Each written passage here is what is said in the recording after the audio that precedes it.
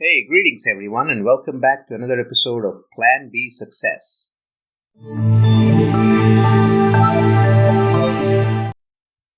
When it comes to being productive, different schools of thought have different things to say. Some argue that 40 to 60-hour work weeks are a must. You need to work hard in order to get ahead. Others argue that you really don't need to even work 8 hours a day to be productive every day. Probably 4 hours is enough. So there's the myth around the 8-hour workday versus the 4-hour workday. There's also the myth around working hard versus working smart, putting in more hours into your day versus putting in less hours. So there's this argument about quality versus quantity all the time, and different people have to say different things about what works and what doesn't. Well, let's leave it to say that it's personal to different people as to what works for them versus not, and they can engage in whatever works for them, whether it's the quantity or the quality of hours put into work in order to be the most productive. But one thing's for sure, a morning routine is really, really useful no matter which camp you fall into. Having a morning routine, having the discipline to follow a set morning routine helps you in many, many ways. In a world inundated by information that's always charging at us and that can overwhelm us very easily, one of the things that I do and I encourage others to do is never start your morning by looking at your phone. Ensure you get a good set of minimum of 7 to 8 hours of sleep. Follow it up by getting and going through your morning rituals, whether it's listening to some soul-soothing music or meditating or practicing journaling, writing down your thoughts, whatever you do. Or for some people, it's the morning time when they are the freshest and the most attentive.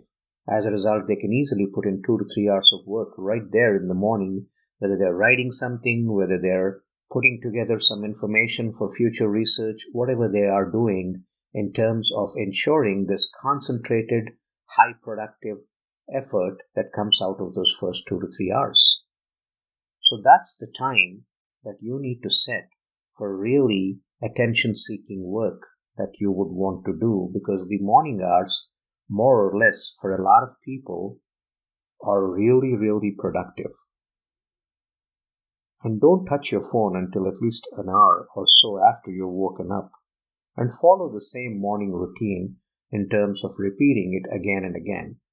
I've seen it myself, I've seen it from others where they have talked about how results oriented it is, how they can get the most from their morning hours, and then follow it up with the rest of your day, whether you want to go and get some workout time, whether you want to go and get some lunch, whether you want to go and attend meetings, that needs to follow up during the rest of the day. But typically speaking, your morning first 3 hours can make or break you. They are when you're really, really focused.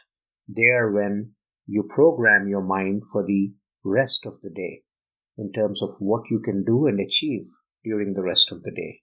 If you start your morning by, let's say, watching your phone, going to the news, or trying to answer emails, you're already getting worked up before your day has even begun.